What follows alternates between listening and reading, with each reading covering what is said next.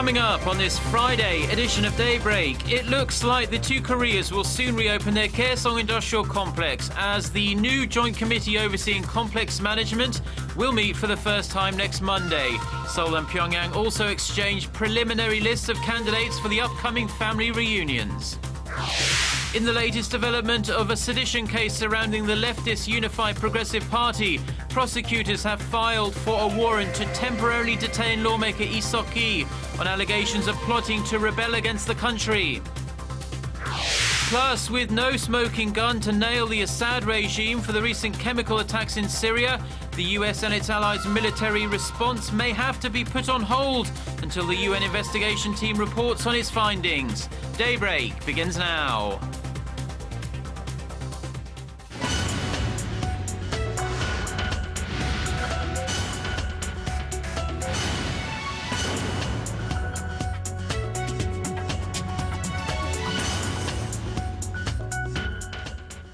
You're watching Daybreak on Friday, August 30th, and I'm Choi Yusan here in Seoul. We begin with more positive signs in inter-Korean relations. The two Koreas are making progress with the normalization of their jointly run Gaeseong Industrial Complex. They will convene the first meeting of their joint committee on the factory zone next week. Our Hwang Sung-hee has the details. The two Koreas will convene a first meeting of their joint committee on the management of the Gaeseong Industrial Complex on Monday in Gaeseong. The two sides agreed on the specifics of the joint committee on Wednesday and exchanged their finalized documents on Thursday.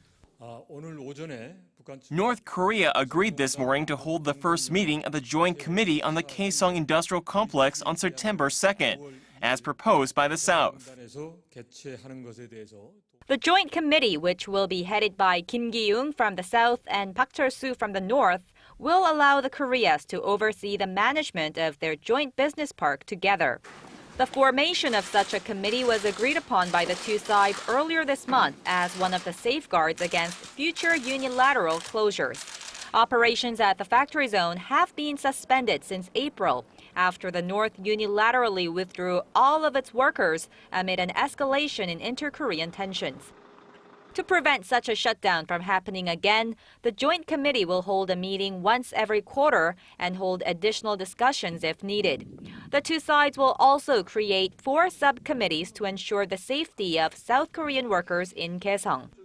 One subcommittee will ensure the safety of South Korean workers in Gaeseong, one will look after the protection of South Korean assets, another will work toward raising the international competitiveness of the complex, and the last will oversee commutes in and out of the complex, communications, and the customs of South Korean workers.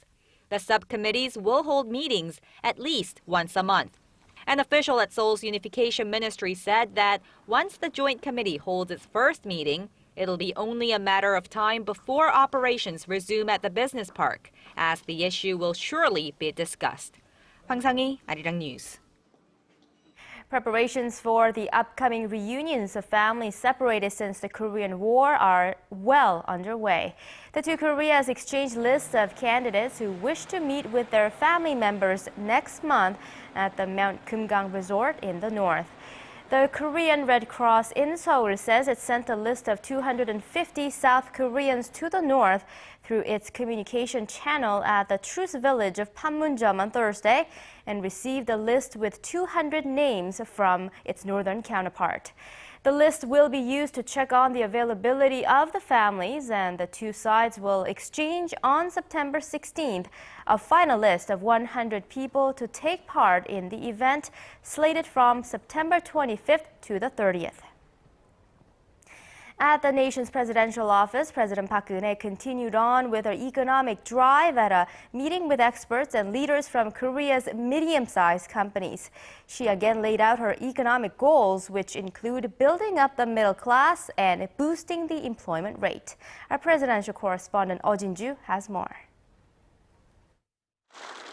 President Park on Thursday reiterated the two major focuses of her administration's economic policy: restoring the country's shrinking middle class and realizing a creative economy.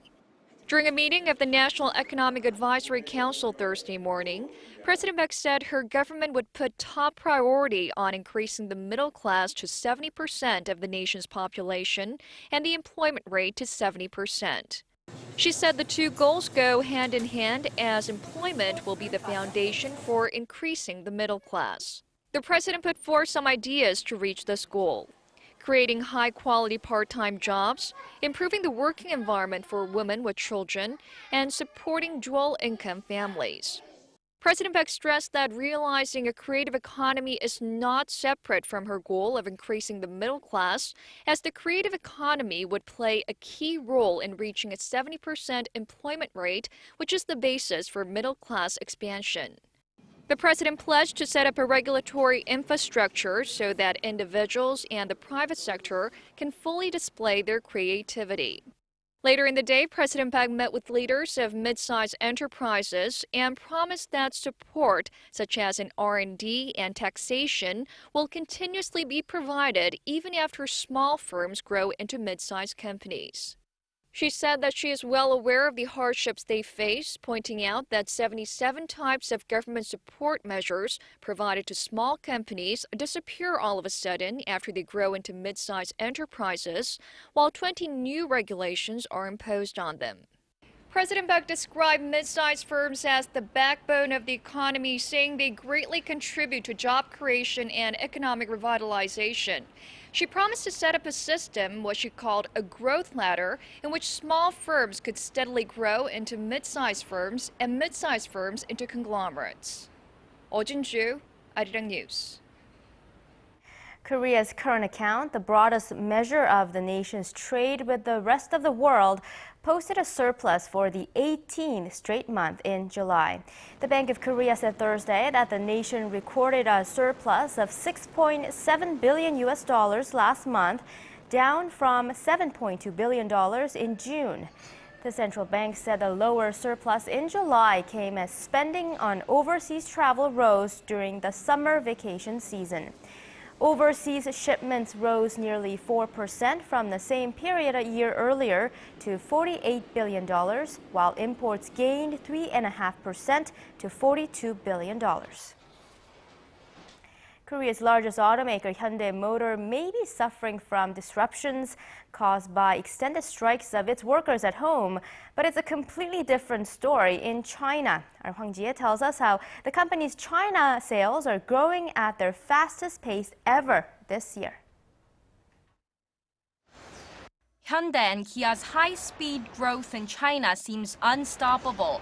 Hyundai Motor, the world's fifth largest automaker, and its affiliate Kia Motors reported sales last Friday of 1 million units in China so far this year, the fastest pace since it entered the market.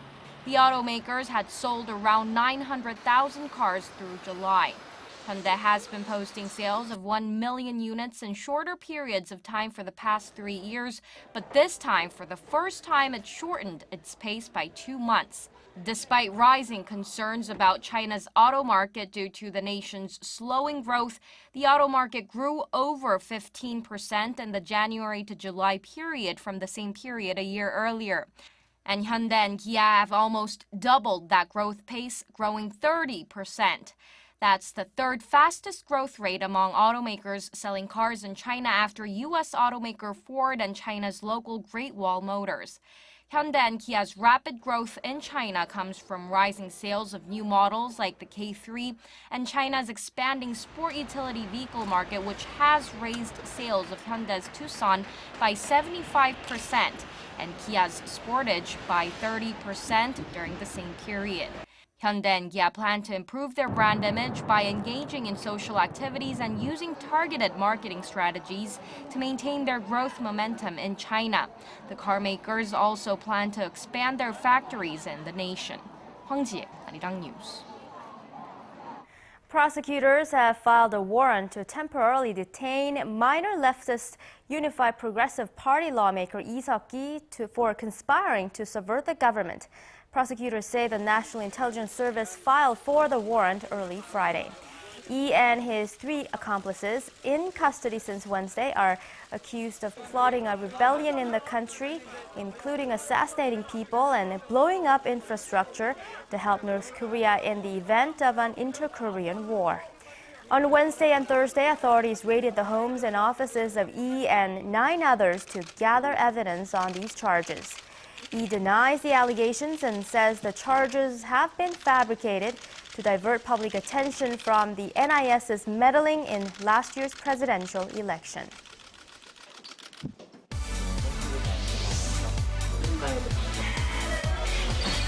If you want the latest news from Korea and around the world. Return to the negotiations. President Geunhye planned, given the current circumstances. On your way to work or at home. Defense Ministry. The legislature will convene a. Tune into Daybreak on Arirang TV. Prime Minister Shinzo Abe said Tuesday. To the latest on the Syrian crisis, it looks like the military action against Syria will have to wait until the findings of the United Nations investigation into the alleged chemical weapons attack comes out after Saturday.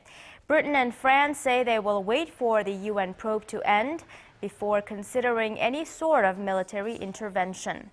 U.S. forces are ready to act when ordered, but Defense Secretary Chuck Hagel says Washington will not take action without its allies. This comes as permanent members of the UN Security Council met in New York Thursday afternoon to discuss a British resolution calling for international military action against Syria for the Assad regime's alleged use of chemical weapons near Damascus. The meeting was called by the Russian delegation, but ended with no statement from the participants. Earlier on Thursday, Syrian President Bashar al-Assad said his country would defend itself against Western aggression. And UN Secretary General Ban Ki-moon once again urged diplomacy and dialogue to resolve the Syrian crisis. And turning now to Reuters to see what other stories are making headlines around the world. Baghdad residents prepare to bury their dead after a bloody day in the Iraqi capital. Car bomb and other attacks claimed at least 86 lives and wounded more than 260 people Wednesday, according to police and medical sources. The government has downplayed the death toll, saying 20 were killed. But there's fraught tension in the air. Here in El Amil district, one man who lost his brother said the army fired on residents when they rushed to a checkpoint for help. When people went to the army who were manning a checkpoint for help, they opened fire on them and wounded them. A man was wounded. They opened fire on the people. We tried to get access to the area to evacuate the wounded and the dead, but they stopped us. It was not immediately clear who carried out the apparently coordinated attacks, but Sunni Muslim insurgents have stepped up bombings this year. Meanwhile, Yarmouk residents cleaned debris in western Baghdad, where a bomb exploded as worshippers left a mosque, killing 3 and wounding 16 others. The recent sectarian violence is the worst Iraq has seen in years, with some 1,000 people killed in July. The ex-girlfriend of North Korean leader Kim Jong-un, seen here taking notes for him in 2012, has reportedly been executed by firing squad. A South Korean newspaper reported Thursday that Hyun Sung-wol and other performers were put to death on August 20th over pornography charges. They were accused of selling sex tapes of themselves, and some of them allegedly possessed Bibles, which is a political crime in the repressive state. File footage from North Korea's state TV showed a woman believed to be Hyun standing behind Kim and his wife at a concert in July 2012. The South Korean newspaper said Kim and Hyun met about 10 years ago, but his father, Kim Jong-il, disapproved of their relationship and ordered it to end. This government TV warning to asylum seekers is a sign of how the issue of immigration is playing in Australia's election campaigning. In the past 6 years under Labour, more than 50,000 asylum seekers have arrived in the country. It's prompted Prime Minister Kevin Rudd to pledge a ban on permanent settlement to anyone arriving by boat. If people smugglers try and bring asylum seekers to Australia by boat, those people will not be settled in Australia. Conservative opposition leader Tony Abbott's also promising tougher laws on asylum, using the issue as a stick to beat his rival. This is our country, and we determine who comes here. That was the position under the last coalition government. That will be the position under any future coalition government. Tragically for Australia, and tragically for so many people, it hasn't been the position under the current government. Western Sydney is home to many migrants who've gained asylum. It's a neighbourhood where polls say Abbott stands to make gains. Thi Duc Diep fled Vietnam in 1978. Like many overseas-born Australian voters, she now has a deep antipathy to today's asylum seekers. I don't want people who don't want to go to work. They shouldn't just take their unemployment benefit all the time. Under the present government's crackdown started in July, asylum seekers who arrived by boat are now being sent to live in neighbouring Papua New Guinea or Nauru. The move doesn't appear to have appeased voters, now losing faith in Labour's promise of improving their lives. Many have grown resentful of new boat people seen as potential security threats, immigration queue jumpers and rivals for jobs. With the election just around the corner, Kevin Rudd's Labour government is struggling to avert a rout. An education board in Japan has deleted content from a history textbook that discusses the slaughter of tens of thousands of Korean people by Japanese forces after the Great Kanto earthquake of 1923. The movie is being seen as Tokyo's latest attempt to distort history under right-leaning administration. Kim Min-ji has the details. The Board of Education of Yokohama has removed content from a history textbook that illustrates the large-scale massacre of Korean people in the aftermath of the Great Kanto earthquake in 1923. According to a report by NHK, the Japanese military and police forces' involvement in the massacre has been deleted, while the term massacre has been replaced by killings. The textbook was edited after Japanese legislators voiced their concern, saying that the information could have a negative impact on students' understanding of history. The Japanese government has never admitted to the massacre, nor has it been clearly mentioned in school textbooks. The Yokohama textbook was revised just 1 year after the information about the massacre was included in the text, and the revision is seen as Tokyo's latest attempt to distort history under the right-leaning Abe administration. Some 30 Japanese historians and professors have demanded the Education Board leave the textbook as it is, as the Kanto earthquake massacre is already a proven fact. The Education Board, however, said there is no evidence to prove that Japanese forces were involved in the bloodshed. The Kanto earthquake hit the country in September 1923, devastating Tokyo and Yokohama, and resulted in the deaths of over 100,000 people. Amidst the disorder, false rumors were spread about Koreans who were suspected of poisoning wells and carrying bombs, leading to the violent killing of Korean residents in the disaster area. Historical records show that some 23,000 Koreans were killed during the Kanto earthquake massacre. Kim Min-ji, Arirang News. Here in Korea, graduation ceremonies are in full swing at colleges around the country. And one graduation ceremony in particular is making history by being the first, having a first foreigner to deliver a valedictorian speech at Seoul National University, one of the country's most prestigious schools. Our Paul Lee shows us more. It's been 7 years since Hong Yeon-ah came to Korea, and this special day marks the culmination of her hard work. Out of thousands of students, Hong was chosen to represent her graduating class at Seoul National University. It's been a nerve-wracking morning as she goes through her speech just one more time. I want to come out having a beautiful appearance, and because of that, I feel like there's an even heavier burden on my shoulders. The third-generation Korean Russian is the first foreign graduate to hold the honor of valedictorian in the faculty's century-long history. I feel honored to stand here before you at this graduation ceremony as the representative valedictorian of some 2,400 graduates. It's been a long journey for Hong, who was accepted to SNU 5 years ago after vowing to learn more about her cultural heritage. Even though I am Korean, I've lived my life as a foreigner.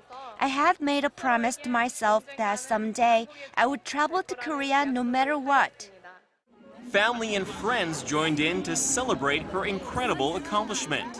In her quest to discover her family roots, Hong admits it's been a challenge learning the Korean language and culture, but says she has never regretted her decision to do so. To maintain one's cultural identity is difficult. There is not much information between my grandfather's generation and that of my own, and therefore I came because I wanted to know. It's a huge milestone for the school and the nation, as Korea takes steps to embrace multiculturalism and the future diversity of its people. Just as I did 7 years ago, today I have hopes and dreams for the future. And therefore, I have no fear for the future. Paul Yi, Arirang News. As the summer holiday season begins to wind down, Koreans are scrambling to take one last vacation before the cool autumn weather sets in. From fields of blooming flowers to wild water parks, our Na Young-young shows us the hottest family getaways. Here in the town of Bongpyeong in central Gangwon province lies one of Korea's most beautiful landscapes. Entire fields stretching into the distance are covered in purple wildflowers called Korean starworts. Many families have made the long journey to this picturesque town to enjoy the remainder of their summer. The summer weather has been really hot, but the cool breezes here are refreshing. It feels great that autumn seems to be getting underway. Meanwhile, other families have chosen to beat the heat by heading to one of the nation's 14 major water theme parks. More than 8 million Koreans have made their way to the aquatic slides this year. I was worried about taking a late vacation at the end of the summer, but the weather seems cooler now and the water feels great. It seems like a great time for the family to have fun in the sun. Starting at the beginning of next month, the township of Bongpyeong will be hosting the Hyoseok Cultural Festival. The event commemorates modern Korean writer Lee Seok-ki, whose popular novels have spread the word about the blooming flowers here in his hometown.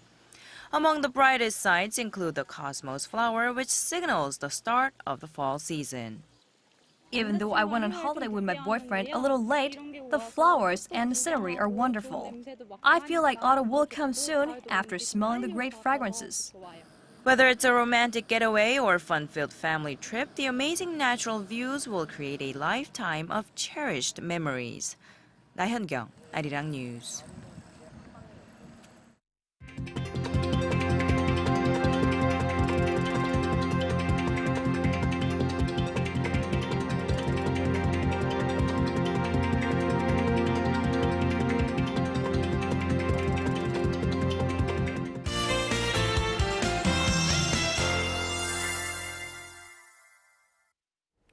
Happy Friday morning to you. I'm Lee Ji-hyun with your latest weather forecast. Well, it's the last Friday of August, and thankfully calendar or weather condition has been paying attention to calendar because things got so much cooler. And our daytime highs should be similar to yesterday here in Seoul and surrounding areas, but cooler readings are expected for down south. But except Jeju Island, the whole nation will be under 30 degrees Celsius. Well, yesterday surely was dark and gloomy Thursday across much of the country, but today is gonna be a different story. Weather is looking fantastic for the central provinces today. We do have a few clouds passing by, but more clouds are rolling into the down south. So as we expected, more rain is on tap for southern provinces in the morning hours, and it can turn into heavy showers towards the afternoon. And of course, thunderstorm and lightning can be ruled out, but it should all go away towards the later in the afternoon. So murky day is in the picture for southern regions. Now it looks like warm and sunny weekend is ahead of us. Mercury will stay below 30 degrees Celsius across the region, and there is a chance of lingering showers in some of the cities in South and Jeju early in the morning. So don't worry, rain won't ruin your weekend plans. With that, let's take a look at today's number. Well, Seoul started off at 23 degrees Celsius, and daytime highs will only rise rise to 28 degrees Celsius. That's 82 degrees in Fahrenheit. And afternoon highs in Daegu, Gwangju, and Busan will all hike up to 29 with rain showers. Now let's see how other regions are looking. It looks like it's gonna be a rainy day for Jeju, and Daejeon, Dokdo, and Mount Keungang will be all in the upper 20s. Well, that's all for Korea, and here's the global forecast for viewers around the world.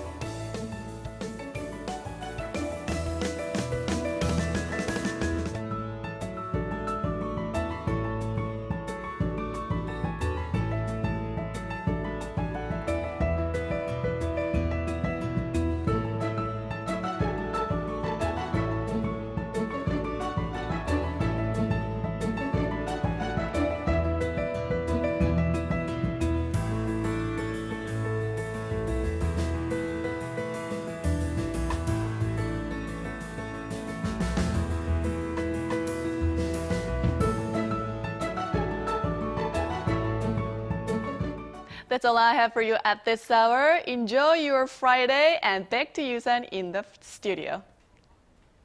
Thank you, Jiyeon, and those are the stories we have for you at this hour. Thank you for being with us.